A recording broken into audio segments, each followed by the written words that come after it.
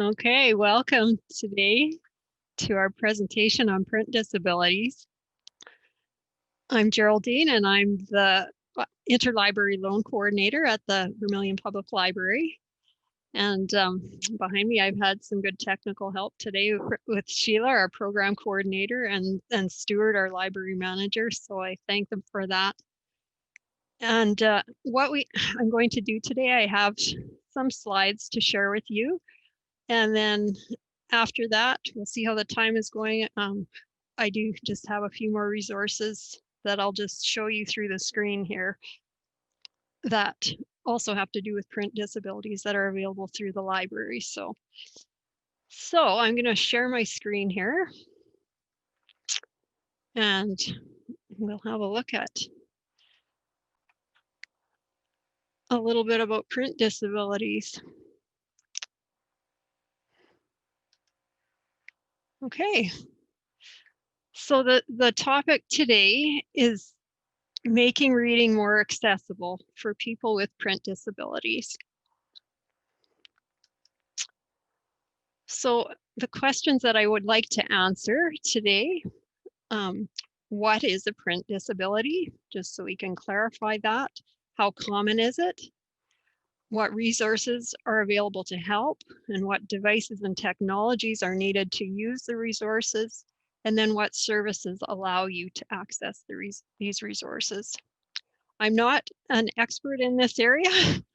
There's a lot of variables that come into play when trying to come up with a plan for somebody with a print disability. You have to look at what kind of disability they have, what devices they own, what kind of format would work the best for them. So that's kind of a case-by-case basis that we would take that. But what I'm hoping by the end of today is that you just have this gives you a little bit of a glimpse of what's possible, what's available. So that if you ever know somebody with a print disability or have one yourself, that you can know where to go for help and what might be out there to help you. So, okay. So the first question we're going to ask here is, what is a print disability? And this term is used interchangeably with perceptual disability. It involves difficulty reading or hearing a literary, dramatic, or artistic work in its original format.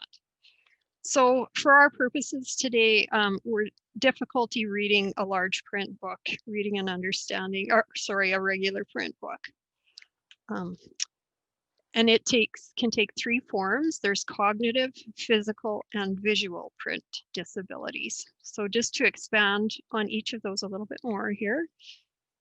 First of all, print disabilities can be a cognitive disability relating to comprehension.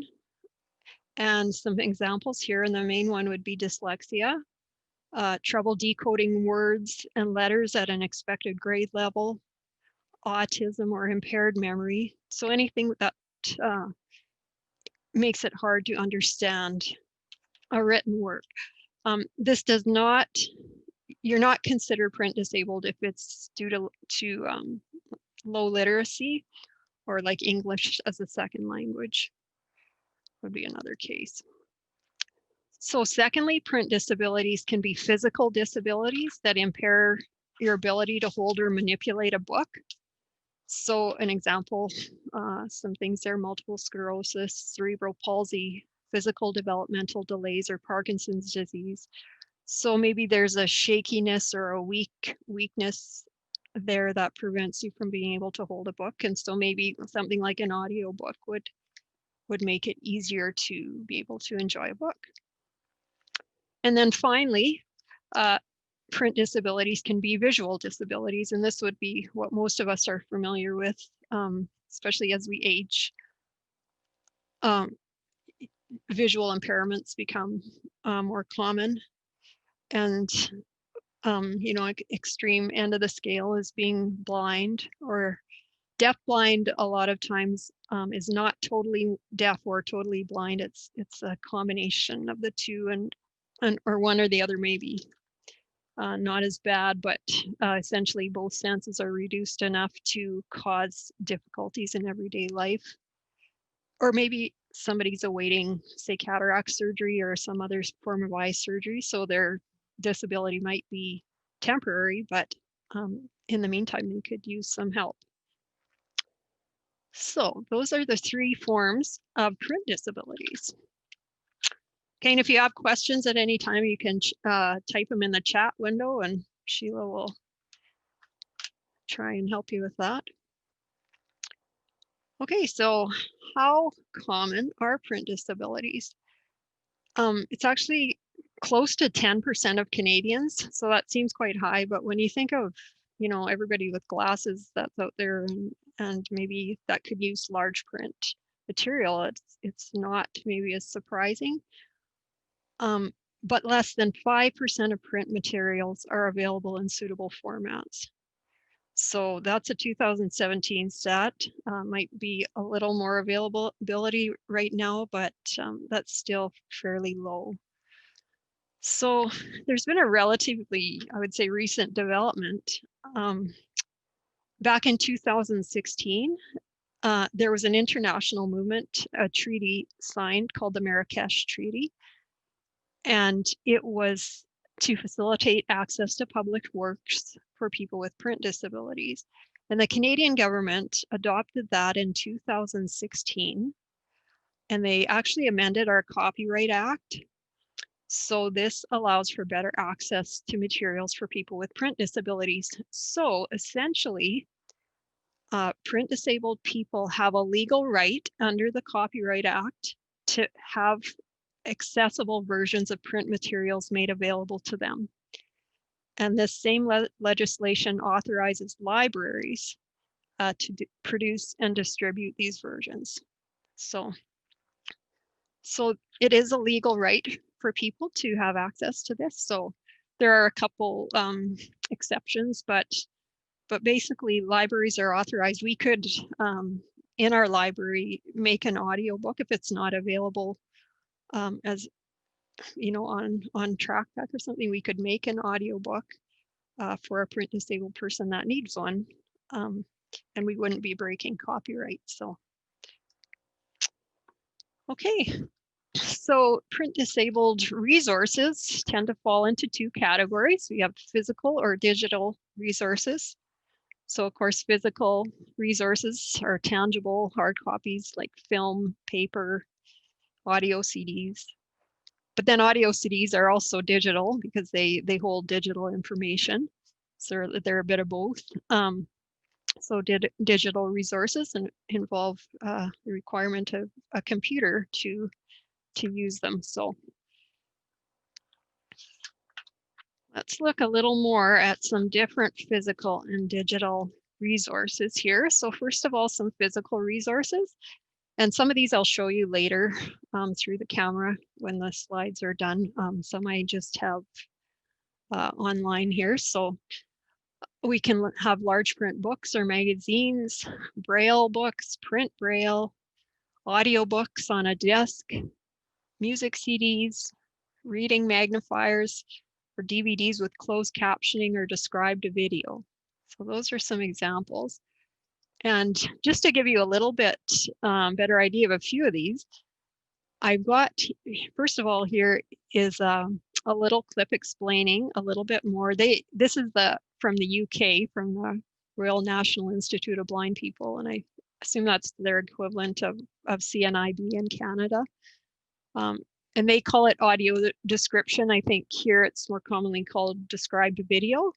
But here is some low vision or blind people just talking about how much that means to them to have audio description available and what it is. Just watch a movie and close your eyes, and you can't follow most movies with just listening. Be like, who's that? What's going on? Police lights flash on the front of the buyer's house as Officer Callahan stands outside with Joyce and Jonathan. Audio description is a description of the action that's going on in between the dialogue. Inside the dark house, Hopper walks down the hallway with a flashlight. For blind people, having that audio description, it becomes their eyes. I definitely say Orange is the New Black, Stranger Things and Game of Thrones have been my audio description highlights. 11 closes her eyes. Elsewhere in the lab, the man from the photo sits at a table with a piece of paper. I can't see anything at all. So actually, I've never had audio description on life, as it were. So having it on TV is a great start.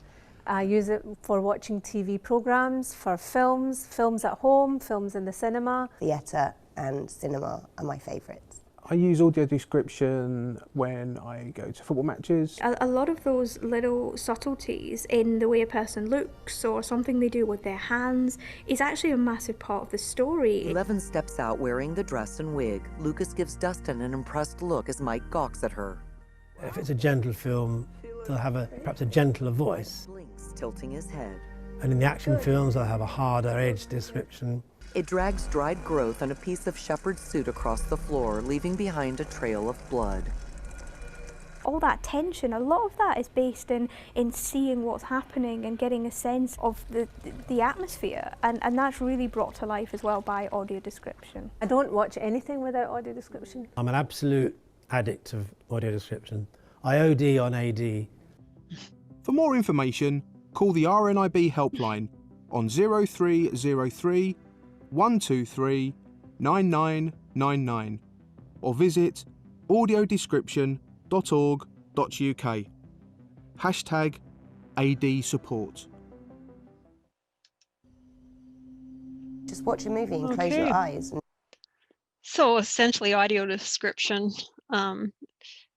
it's the narrative description of the program's main visual elements like settings, costumes, body language, and it's usually added during pauses in the dialogue, so it doesn't work that well for live streamed things, but recorded videos, it can be a good option for people with low vision or blindness. Okay, so on this next slide here, this is an example of a print Braille book. What it is, it's a regular book, and it also has some extra pages inserted in there that are embossed with Braille. So it's essentially a sighted person and someone who's blind could read this together. So that's those are available through Sela and Nels, I think, which we'll talk a little bit more about later. Here is another entertainment option for people that maybe have low vision or comprehension print disability, that like listening to audiobooks. And these are called graphic audios. Like it says, a movie in your mind. So I have an example here of one to play. This is a Western graphic audiobook, and you'll just, if you've ever listened to a regular audiobook, it's just the text being read, usually by one voice. Sometimes they have more than one voice. Am I gonna die, Billy Ray? Am I gonna die? No, you ain't gonna die, Dusty. You ain't gonna die.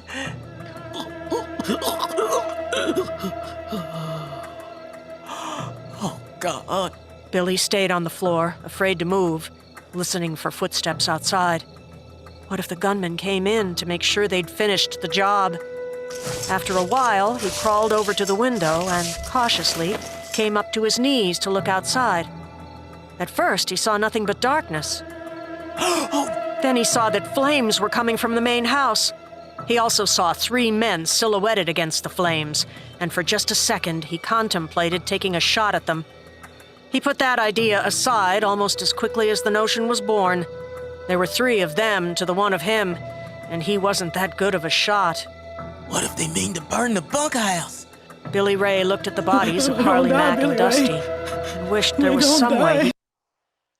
Okay, that gives you an idea. So there's sound effects, music in the background, more like watching a real movie. So that's an added kind of element that would make it more interesting for someone listening to an audiobook. So, okay. Those are some physical resources. Going into some digital resources, we can have digital audio or digital text. So basically a digital resource, it's just, information that's been converted into computer code, and so it can be stored and then retrieved at a later date. So we'll look at a few example here. Text-to-speech software is quite a big thing right now, and I think it's going to just get bigger. So there's a lot of synthetic voice. If you've ever maybe listened to Siri on your phone or talked to Siri, that would be an example of a synthetic or artificial intelligence voice. I guess they're two different things, but this website, our company Talkify, produces some synthetic voices and sell products which allow you software, I guess, that you would put on your computer so that it can read the text to you in a synthetic voice. So there's different voices you can choose from. They actually have a very big selection. So I thought it'd be fun just to give you an idea of some different synthetic voices, because a lot of the speech or text-to-speech software now, it will be, well, all of those will be in synthetic voice. Some of the audiobooks available now, because it's cheap to produce, are using synthetic computerized voices. So here's some examples. This one's called Joey. Hello, welcome to this demo powered by Talkify. Sorry, that was Ivy. Let's go to Joey here. Hello, welcome to this demo powered by Talkify. And here's Zira. Hello, welcome to this demo powered by Talkify. And Matthew. Hello, welcome to this demo powered by Talkify. So I guess ordering audiobooks for people, sometimes it is a consideration whether they would be happy listening to a synthetic voice throughout a whole book. Bookshare, we'll talk about that a little bit in a while, but it's the big library in the US, and all of their books are done with synthetic voice. So I'm sure in the future it's just going to get better and better, but there may still be something about the sound of a natural human voice that appeals to some people. So that would be a consideration when deciding what they would like to use. Hello, welcome to this demo powered by Talkify. Hello, welcome to this demo powered by Talkify. Okay, so I'm just going to briefly go over formats here. All a format is, it's the way that something is arranged. And it's going to depend on what kind of device you have to read the digital information, what software you have on your computer. That will depend what kind of format you're able to read or accept and then have played for you. So some of the main text formats that you might see, everybody's probably seen .doc or .docx for a Microsoft Word document. So that at the end of your file name tells you what kind of format it's in. So DAISY format is commonly used for people with print disabilities, and DAISY stands for Digital Accessible Information System. And it's a preferable format for people with print disabilities because it can be bookmarked. So if you're listening to an audio DAISY CD, you can bookmark where you left off. It's full text searchable if you've got DAISY text. MP3 is a common audio format, but has a few limitations. It doesn't contain any navigation features or allow you to fully search the text. So an advantage of it is that it can be compressed. It is a compressed file format. So what might take, say, 5 compact discs to listen to can be fit on maybe 1 or maybe 2 discs, so that a person that doesn't have good vision, for example, it would find it easier. They would just have to deal with 1 disc, put it in there.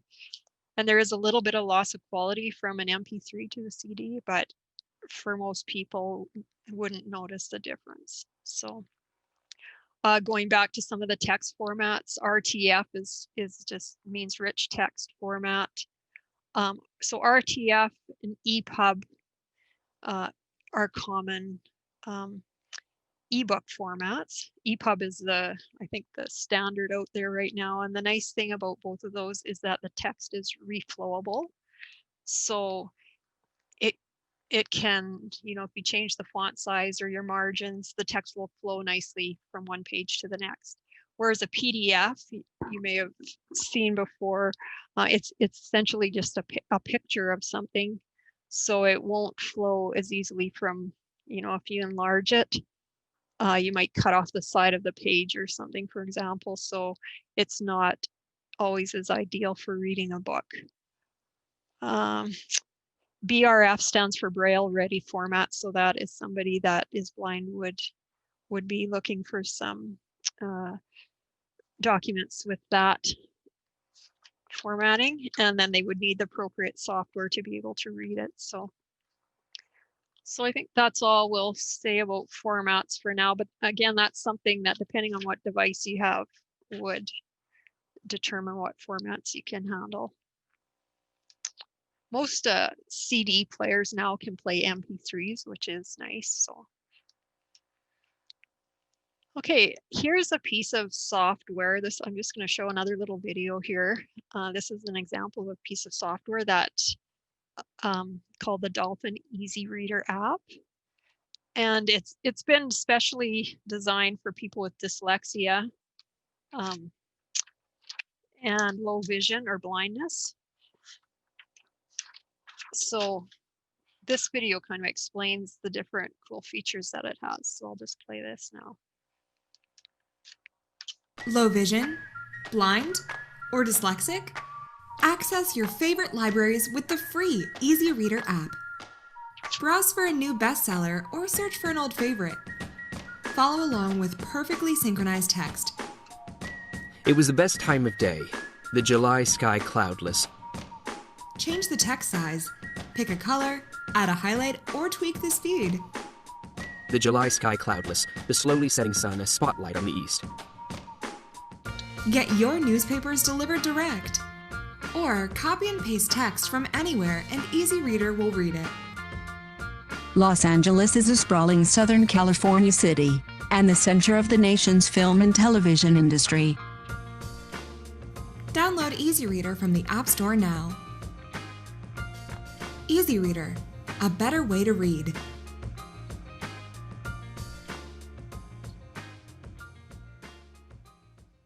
Okay, so that's a cool example of a piece of software that's available.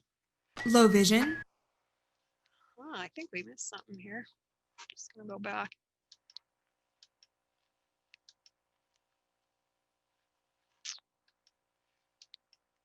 Okay. Well, hello, welcome to this demo powered by Hello, Talkify. welcome to this demo powered by Talkify. Hello, welcome to this demo powered by Talkify. Welcome to this demo sorry powered by about this. Talkify. The slide got missed here. Just to tell you a little bit about some other hardware devices that you would need to use this technology. So the Dolphin Easy Reader app would be a software application. Internet connections. Some hardware devices that you'd need include computers, laptops, smartphones, daisy players, MP3 or CD players, Braille display machines, and digital talking book players. So those are some of the physical and technological resources that would help you to use some of the resources that we talked about. And then, okay, I'm going to just move ahead here. Can't get to that last slide. Low vision. Okay, so we can move on to the services available that can help you to use some of these resources that we've talked about. So your library membership gives you access to a lot. So you have a valid card, which we charge $15 here at the library. You get access to some really a large amount of information here. So the Vermilion Public Library and TrackPack. TrackPack is a consortium that we belong to. So it's over 170 libraries, over 5 million, I believe, items that you can borrow. So right there is access to a lot of large print books, audiobooks. We can go beyond our own consortium to go Alberta wide and order through Alberta Relay resource sharing. That includes Edmonton and Calgary Public, so there's access to a lot more information resources there. And then I'd like to talk a little bit more about 2 libraries developed by the governments, different governments at different levels, to help people specifically with print disabilities. And they're called CELA and NELS. CELA is the Center for Equitable Library Access, and NELS is the National Network for Equitable Library Service. Okay, so a little bit about CELA and NELS. They're accessible reading services for people with print disabilities, and they're free with a valid library membership to anyone in Canada with a print disability. They provide reading materials in a format that suits people with print disabilities, but content is not altered. NELS offers online resources only, while CELA offers both physical and online resources. And NELS you can burn your own CDs or put the information, have it put on a disk, a USB device or whatever, so that it becomes more portable, store it on your hard drive so you can download and make physical copies if you want. There's a choice of formats. And then CELA offering newspapers, magazines, access to Bookshare, and that's mentioned a little bit, an American online library with access to over 750 titles. So CELA just joined with Bookshare not too long ago, so that expands the amount of available reading material exponentially. Bookshare has over 750,000 titles. Most of their, or if not all of their audio is synthetic audio, so that would be a consideration.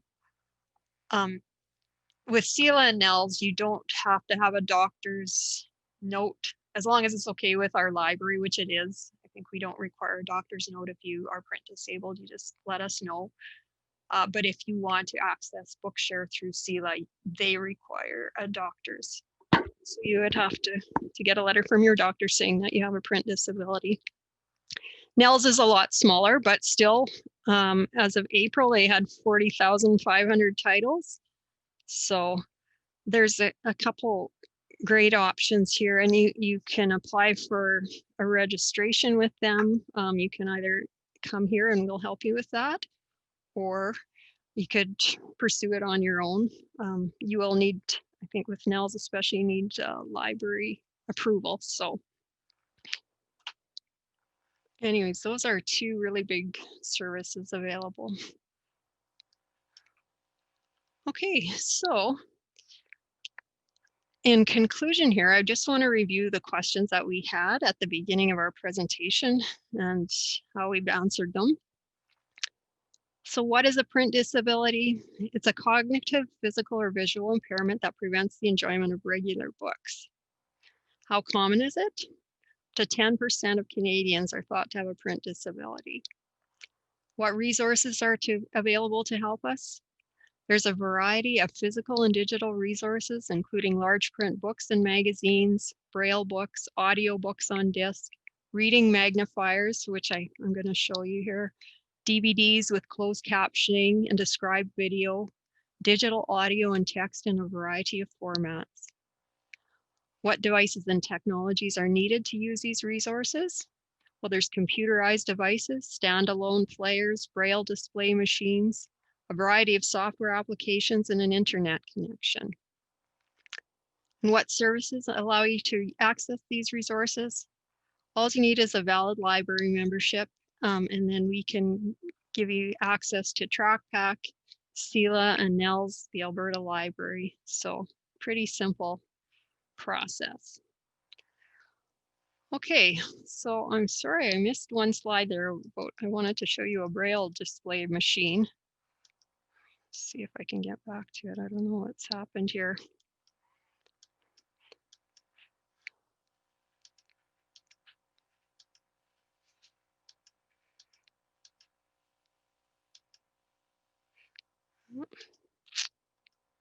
Something's got lost. Am I gonna die, Billy? Hello, welcome to this demo Welcome to powered this by demo. Talk. Okay, it looks like it's gone. Anyways, what I'll do now, I'm going to stop sharing my screen. And I've got a few of the resources at our library that perhaps you've not seen a large print book before, but this is an example of one.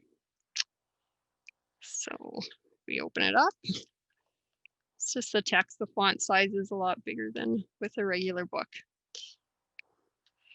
Okay.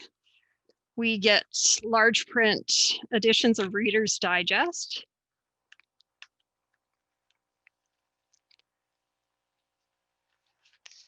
Okay. We have a Daisy player that people can borrow. They're quite expensive to buy. I'm not sure the exact price, but I think maybe around $500. This is the Victor reader screen. It's an older one. Some of the newer ones, they have direct download. This does not allow that. It takes discs, which are put in right there. It's got big buttons. It's bookmarkable. So somebody with low vision would find this easier than a regular player. And this is a Daisy disc. So it basically looks just like a regular CD, but a whole book fits on one disc. So that's a real advantage for somebody with low vision. And it says on there it's Daisy format.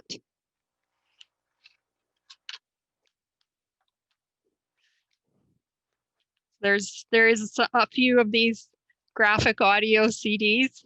So if you're ever looking for something to listen to in the car, or know somebody that would likes the audiobooks, but like more of a movie effect, we do have these available through Track.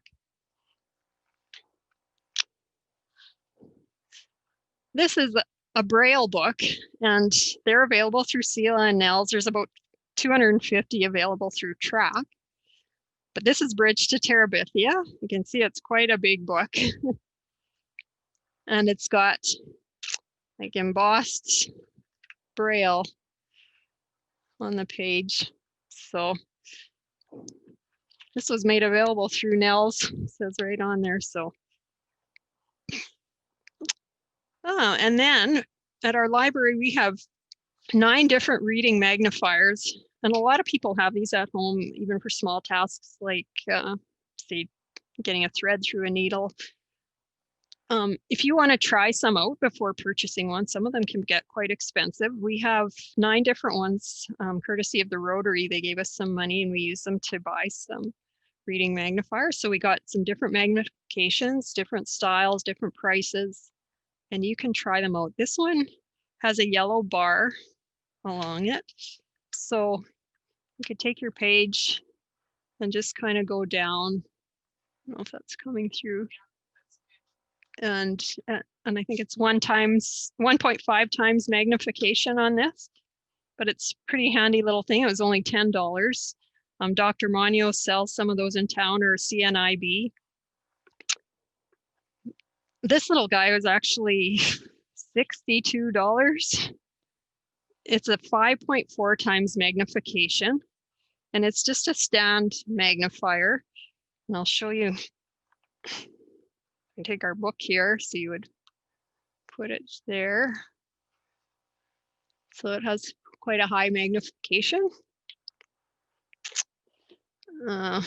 We have a pair of goggles that you could try if you like hands-free. You can wear this. And this is 2.75 times magnification. And then you're able to turn your page in your book if you want. So, and this was worth $86.95. So We do have this selection here at the library that you can borrow. You just sign it out. They have barcodes on them, like you would do a book, and then you can try them before deciding to purchase. So, and one final thing here, I just want to go back to sharing my screen. Here's an example of a website. This is the CELA website, and they've got options here for people that have dyslexia or low vision, like a higher contrast. So just even to read their website, I think black on yellow is a common, it just is easier for some people to read. You can change the font size. Apparently with dyslexia, it's oftentimes, you may have seen the dyslexia font. I guess Comic Sans is commonly easier to read. I think there's bigger space between the letters, or you can actually even change the spacing to wide here. So people could customize this website while they're searching for books for what's easier for them. And even our TrackPack website up at the top here has an option for large text. So you just can go back and forth between regular, large, might help someone. So that is about all I had today. I'm sorry, the one slide I had, I got missed in there. It was about physical resources. There's, like I showed you, our Daisy player. There is a smaller one made by the same company as Victor here. It's called the Victor Reader Stream, I think. And it's just like a small little handheld device media player, and you can download books on that. It has text-to-speech voice synthesizing, so it will read, download a book and then read it out to you. So, and it's got big buttons as well. So that's another physical device that's out there. I think they're about $400 or $500 as well. So a bit expensive, but for some people that would use it a lot, it might be a good investment. So thanks again for joining us today, and thanks again to Sheila and Stuart for backing me up here with the technical parts of this presentation. If you have any questions or know anyone that needs help in this area, you can send them our way and we'll do our best to help them. Or maybe they just want to pursue it at home, and if they're good with computers, they can probably be off fairly quickly. But I hope I gave you a good idea today of what's out there and what we can offer you here at the library if you have a print disability.